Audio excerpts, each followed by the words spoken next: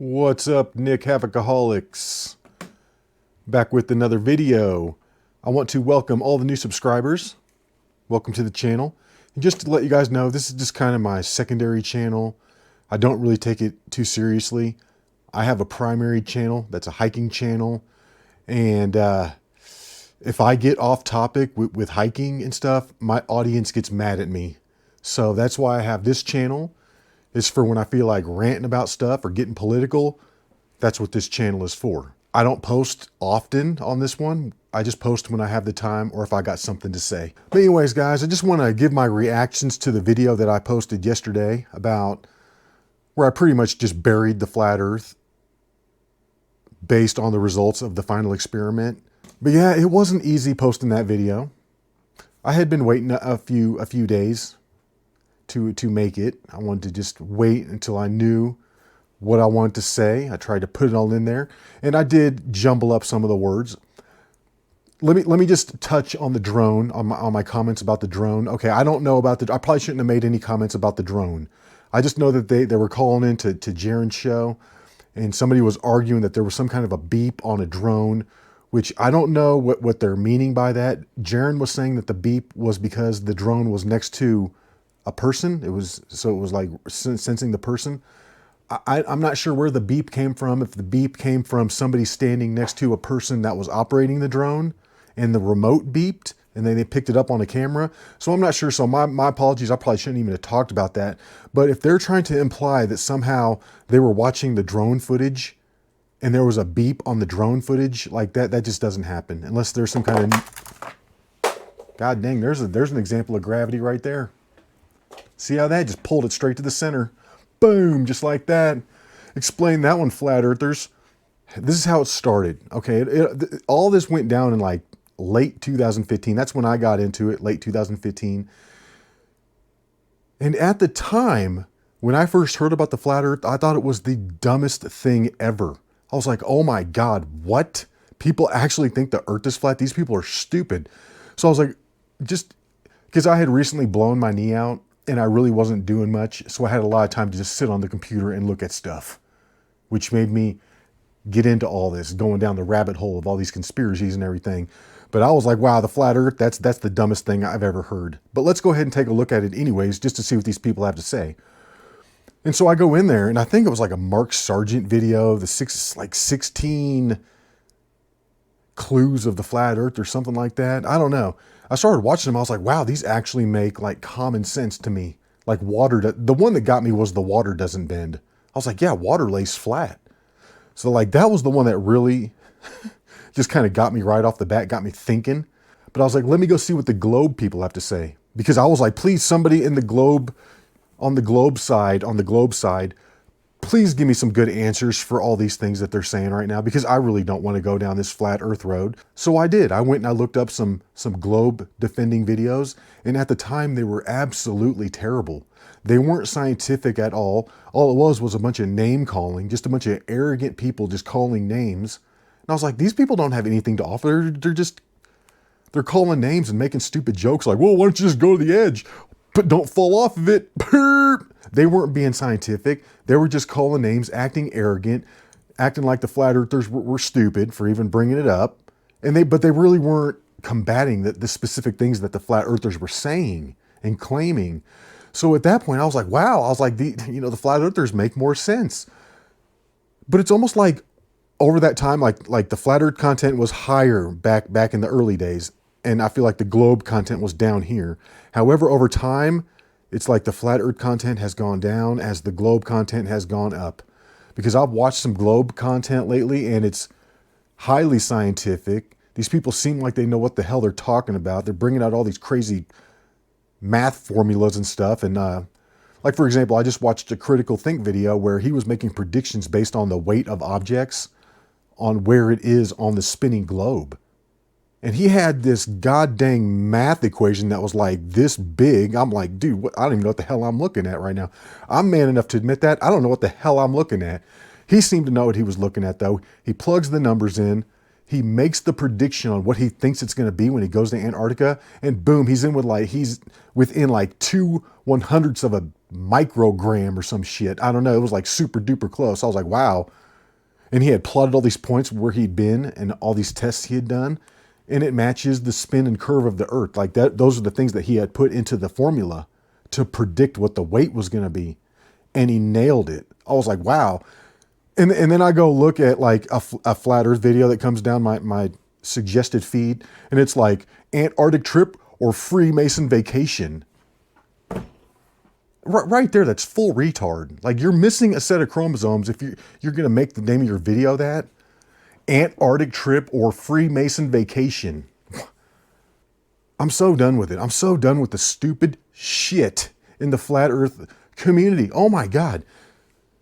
Here's one of the ones that really gets me. And it's Dave Weiss with his helium balloons. He thinks everything NASA puts up is a helium balloon. And his proof is because he shows like one clip of a tank falling through the air, like some booster tank. And it's falling through the air. And he's like, look at that. He's like, does that look like it's really falling?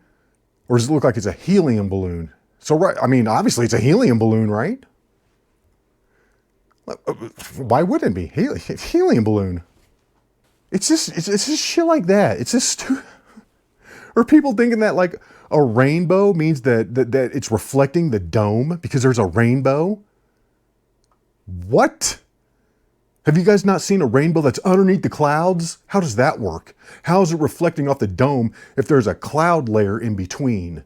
Did you ever think of that one? No, you didn't, did you? Like I said, in my previous video, I said we don't have all the puzzle pieces. I didn't think we had all the puzzle pieces. Yes, you could take the puzzle pieces that somebody else gave you and you could just hope that they're right, or else you could try and figure out the puzzle pieces for yourself. And that's what I was trying to do. I was trying to figure it out for myself. I want to know. And I did try to do my own experiments. I went up to a Horsetooth Reservoir. You can look it up. It's just west of Fort Collins in Larimer County. And I was able to get on a 4.5 mile stretch of water. And I had my buddy go over with a mirror and he got down within like 6 inches. I had my tripod as low as it would go in the water with my P900 on top. And I was able to see the reflection over 4.5 miles, like 6 inches off. I don't remember all the specific numbers at the time, but when I had plugged them in, it did supposedly debunk the curvature. So I was like, right there, there's one.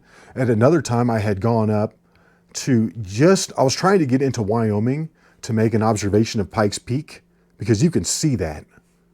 Like if you have the vantage point, you don't have any hills or anything in your way, you can see that thing from hundreds of miles away. And I was able to get within like 16 miles of the border, just south of the border in Colorado, just south of the Wyoming border, right there off the highway. I was trying to keep my elevation as low as possible. And I was able to see, I think it was 132 miles down to Pikes Peak. And I mean, you could not only see Pikes Peak, you could see all the little like hills off to the side of it and stuff that you probably shouldn't have been able to see. So, but it was not definitive because when you're looking across that much land, especially in Colorado, there's ups and downs and bumps and ridges, and it's hard to see like where the horizon would be and all that. So it's hard to tell what you're seeing, what's hidden by hills in front, what's hidden by supposed curvature. It's just impossible to tell. So again, I couldn't really get a rock solid determination from that. I mean, it appeared that I was seeing a ton of the mountain. I felt like I was seeing too much of it. I felt like you see the same amount from 132 miles away that you do when you're 40 miles away. It's like the same angle of it. So, you know what? I mean, people want to act like I didn't do anything and I'm just this fair weather flat earther that just came on board and now I'm going to turn my back on it. No, I've been in pretty heavily. Not to mention I made like 1,000 memes that are still being used to this day by people like Dave Weiss and Eric Dubay. They're still using my memes. I still see them in like every video. So I wasn't some fair weather flat earther. Here's proof. Check that out. I had that made years ago. Actually, it was a gift. Somebody had it made for me. A gift. And people in my life that know me are like, what? You're turning your back on the flat earth? Like they're shocked. They're totally shocked that I'm doing a 180, but I'm like, dude, but the sun, it can't work on the flat earth. It can't work. The fact that the globe has all of that figured out, and just all this other scientific shit that they're doing, wow. I mean, it's pretty impressive. I have to give it to them. I have to give credit where it's due. That's some impressive stuff.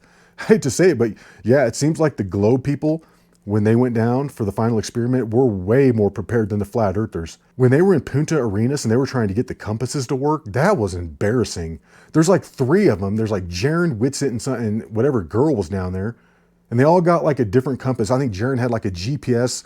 Someone else had their phone, and then someone else had like a manual compass, like a regular compass. And they're all down and they can't figure out how to work them. And at the time I was thinking that we need to change the phrase from monkey fucking a football to flat earther fucking a compass, because that's what it looked like. They didn't even know what they were doing. I was like, oh my God. Meanwhile, you got the globe people down there doing like actual real science. So, like I said, in the early days, I felt like the flat earthers had the better content. However, it's just gone straight downhill, because now all flat earth content is like, nuh-uh, nuh-uh, that's fake. Nuh-uh, that's a helium balloon. Like, so it's like the tables have turned massively. Tables have turned massively. And a lot of these videos that people are like suggesting to me weren't around back in the early days.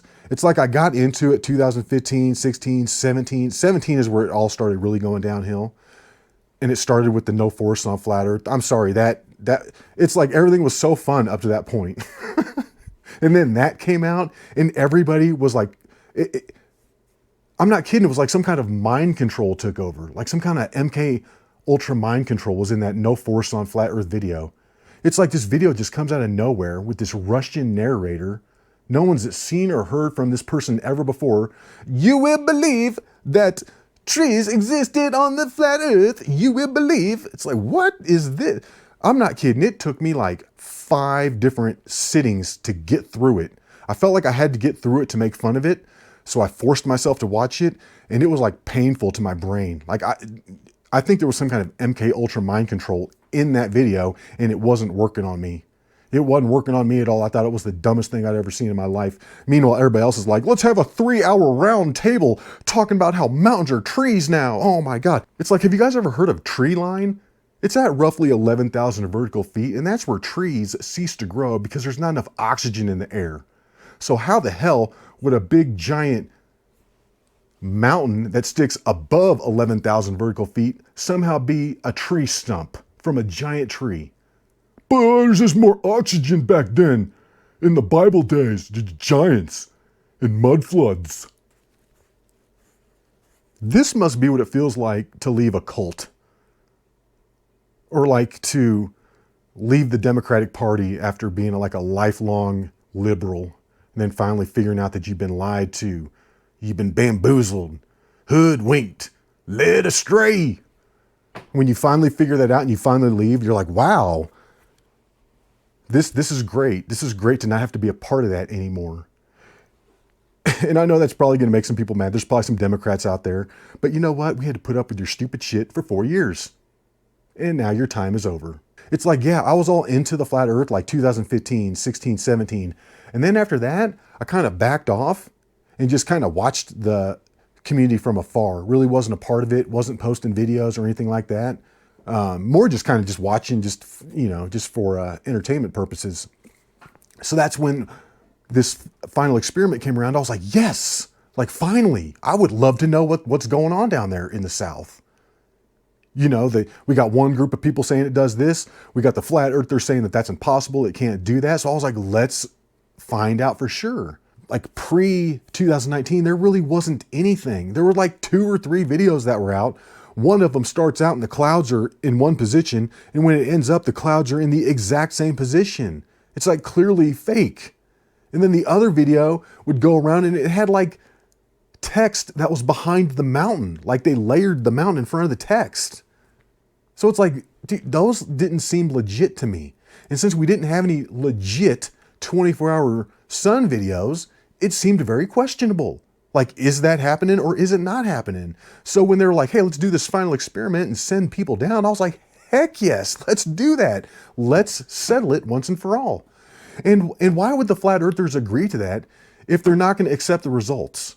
And let me just tell you, if the flat earthers would have went down there and seen the sun set or do anything other than just stay in the air like it did, they would have been, oh my God, it proves the flat earth, proves the flat earth. But now since it's not doing what they expected, oh, the sun doesn't matter. Doesn't matter what the sun does. Yeah, okay, sure it doesn't. It doesn't matter because it's not doing what you need it to do for your model. The flat earth model is dead. The AE map is over. These are all just my opinions, but I could be right.